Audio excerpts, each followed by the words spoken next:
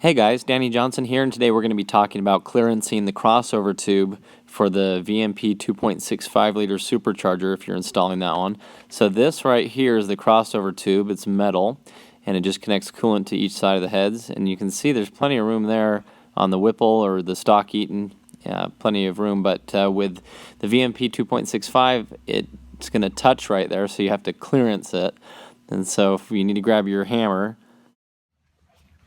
Now, the instructions call for a ball peen hammer or some other things, but another way that was shown is to take an oversized socket like this, and it's good to have another person support the tube just so you don't mess anything up where it meets into the actual cylinder head. But just give it a few whacks, and it'll start to dent. It dents pretty easily, and you're going to want to have it dent right up there against the crossover tube fill plug.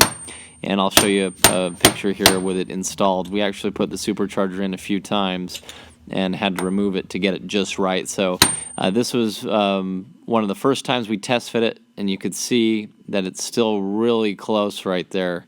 And so that kind of gives you an idea of what you'll have to do to clearance it if you're going to do that. And you can see where the tube used to be.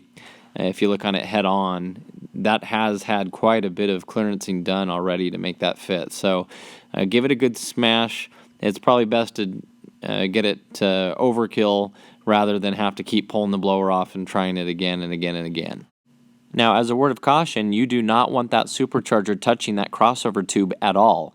If you do, it's going to be putting forward pressure on the crossover tube, and where that yellow arrow is pointing, you're most likely going to get a coolant leak. And that's what had happened in our situation, and my brother had to pull the blower up again slightly and re-clearance it and seal it and everything like that. So just be very careful with it. And there are a few options. If you don't want to do that, there's a crossover delete where it basically will connect to the two ends with a Y fitting, with some AN fittings. And so that is an option, and MMR sells one of those. It is pretty pricey. It's almost $400. So just keep that in mind, but that might be a direction that you're wanting to go if you're doing the VMP 2.65 liter that requires the coolant crossover tube altering.